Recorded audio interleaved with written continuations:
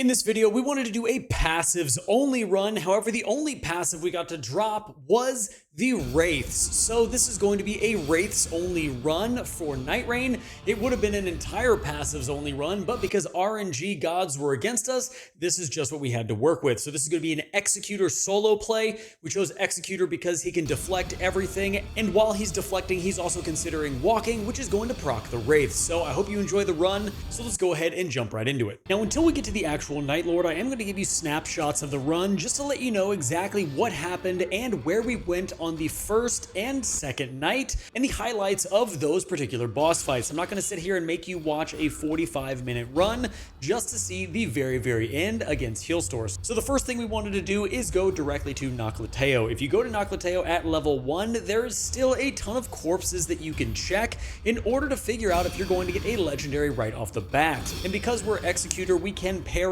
everything in here, so we shouldn't have to worry about taking any damage at all unless necessary. Now, the main reason we're going and checking all these corpses besides a legendary is we want to see if we can find any particular passives while walking. This can be anything that's going to cause us to do damage, and so far we are coming up empty until we get the Sword of Night in Flame. Now, this isn't going to give us a passive while walking, so it's just going to be something nice to have until we find that. But right up the stairs, we're going to check a corpse, and this is where we find the Anspear Rapier with Wraiths while walking. Not only does this passive do a lot of damage, but for whatever reason, Wraiths while walking does a ridiculous amount of poise damage, so you would be able to get off a ton of criticals if you wanted to build a critical strike build and a walking build.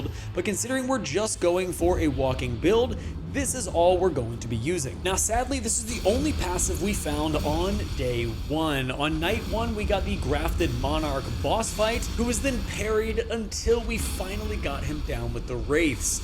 The boss fight is one of my favorite fights in Nightreign because I think they did a really good job of giving you a boss fight you were familiar with, but also adding some new and interesting traits that Godric has. But as you can see, the Wraiths are doing a fantastic amount of damage, and we are only level 5. Now, keep in mind, they're doing a really good amount of damage for a passive. I highly recommend that if you don't have a lot of time, don't do a passives only run. It does take a very long time to get anything down unless you start stacking passives, at which point you can really start blasting through boss fights easily. Now, sadly, there's no passives to be gathered at the end of the fight, so we're going to go with sudden enemy death upon attacks that land, which means at some point randomly you get a certain % chance to kill an enemy instantly. This isn't going to work on Night Lords, however, it has been noted that it can work on bosses for Night 1 and Night 2, so here's to hoping. Now, our first order of business in day 2 is going to be heading down to the merchant, and we're going to snag a Winding Grace. We're going to need as many of these as possible. Since doing a passive run can be incredibly difficult, we wanted as many chances as possible not to go down. Our first field boss of day 2 netted us an increase in maximum HP plus 10%, still keeping our fingers crossed for more passive effects, but nothing so far. So the next thing that happened was we got a Libra invasion, which is an absolute godsend, especially if you are trying to do a ton of damage. One of the things that Libra's effect is going to do when you pay him off is he's going to allow you to do more damage based on the amount of runes that you have. So because of this, we're also going to ask him for more runes and get the symbol of avarice so we can gain more runes with better item discovery. Now, because of this, we're actually going to start hoarding our runes. We want as much damage as possible, considering we're only using Wraiths right now in order to do damage at all. So having more runes is going to allow each one of those Wraith hits to do way more damage than it currently does. Now, because we have Nokleteo on day 2, we are going to venture back into it, and we're going to take out every single boss that we possibly can. Nokleteo is a huge treasure chest for all kinds of different legendaries, and it seems like every single time we head in there, we always come out with a really good weapon. However, this time, as the RNG gods against us, what we're going to end up doing is duping the Anspear Rapier. Because of this, we will have 2 weapons that are going to give us the Wraiths while walking proc, which is going to really help us do a lot more damage to the Night Aspect. Now, one thing you're going to notice here with this run is right now level 7, but here's the deal. The soft cap for this particular type of run is typically right around level 10. So we are going to end up heading into the rest of Nokleteo to kill a few more bosses. However, fighting Estelle is going to take absolutely way too long, so we're not going to worry about that because we already have one of the Winding Graces. Now with the circle closing in, it's time to roll into the Night 2 boss. We are going to pick up the Claw Talisman there, even though we aren't going to be doing any type of jump attacks for the Night Aspect, but as our luck would have it, we have gotten no more passives for this run. The second night boss is going to end up being the Nameless King, which of all the bosses to get, it does kind of suck that we had to get him, as he's one of the harder bosses in the entire game. However, the passives are working quite well, the Wraiths are breaking stances, and we're actually getting a really good amount of damage off. Now, one thing I noticed with the Wraiths is that when you have a small enemy they're trying to track onto, it is a lot harder to actually hit them. This works very, very well with a giant dragon boss or with a larger boss altogether, but as you can see, the damage is there, albeit rather slow, so we are slowly managing to get through this passive run. Now, with the Nameless King defeated with the last barrage of Wraiths, we are finally headed to the Night Lord, and sadly the RNG gods once again have not given us anything to work with. We're going to take the extra HP and head right into the Hailstorm fight. Now, we did use some of our runes in order to get us to level 10, which is the soft cap that is best used for this particular strategy, and we are going to snag one more Winding Grace to give us 3 in total, just in case we go down, because that's always a possibility. We're working with what we had with this okay build we got from our passive run. It would have been nice to get a few more passives, but hey, an RNG game, it is what it is. Let's go ahead and jump right into the Hailstorm fight. I'm going to let the entire fight play for you, and then I will join you at the end of the video.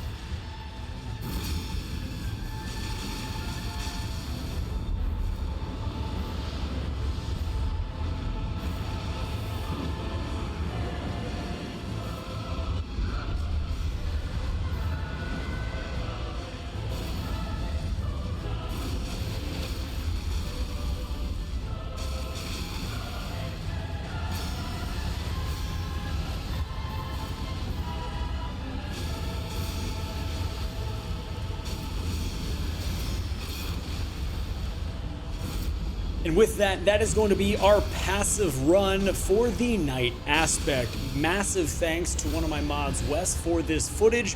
An absolute banger of a run. We're still going to be trying to get more and more of these type of challenge runs up on the channel. I would love to do a passive run where we get at least 3 passives, as that would be incredibly cool, but this is what we had to work with this time. But guys, thank you so much for watching until the end of the video. If you enjoy these type of challenge runs, leave some down in the comments that you want us to attempt. I'm always down to try new things with Nightreign. We definitely have some new content coming on September 11th, so I'm really excited about that. Also, stay tuned on the channel because I am going to be doing Silksong as well. So if those 2 things interest you, make sure you subscribe, hit that bell notification on the way out.